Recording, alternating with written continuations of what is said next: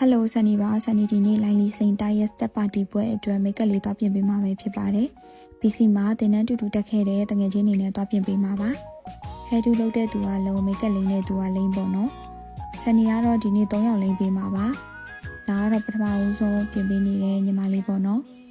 ။ညီမလေးတွေ3ယောက်လုံးကဒုံရင်လွတ်လေးတောင်းဆိုထားပါတယ်။ဒါမဲ့တယောက်နဲ့တယောက်မတူညီတဲ့ဒုံရင်လွတ်လေးတွေကိုပြင်ပေးမှာပါ။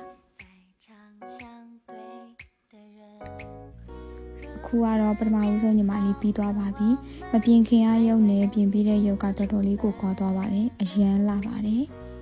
သူကိုယ်တိုင်လည်းကျင်းနေနေရပေါ့နော်အခုပြင်ပြီးနေတာဒုတိယတစ်ယောက်ပေါ့နော်ဒီညီမလေးကိုကြတော့ကာလာအရင်နေမသုံးမဲနဲ့လုံးဝနုနုလေးအပန်းရောင်လေးကိုပဲသုံးပြီးတော့ပြင်ပေးထားပါတယ်မျက်တောင်ကိုလည်းမျက်တောင်အတူလုံးဝမတုံးမနဲ့သူ့ရဲ့မျက်တောင်အစ်စ်ကိုပဲတေချာလေးအပူပေးဆက်လေးနဲ့တေချာလေးကော့ပေးပြီးတော့ပြင်ပေးထားပါတယ်လုံးဝမျက်တောင်အတူအပေါ်အောက်ကမတုံးပါဘူး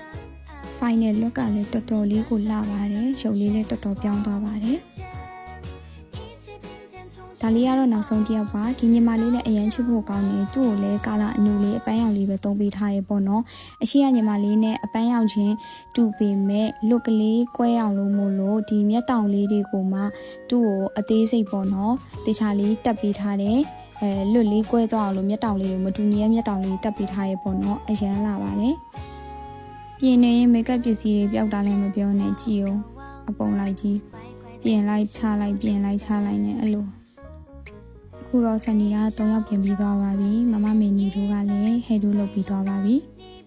စကီကတော့1ယောက်ကျန်ပါသေးတယ်ခုစကီပြင်တာကိုစောင့်နေကြတာပါပစ္စည်းသိမ်းရင်းနဲ့အေးဟို8နာရီမှပြန်ရပါတယ်ခုကတော့လမ်းမှာပါအဆုံးထိကြည့်ပေးလို့ကျေးဇူးပါ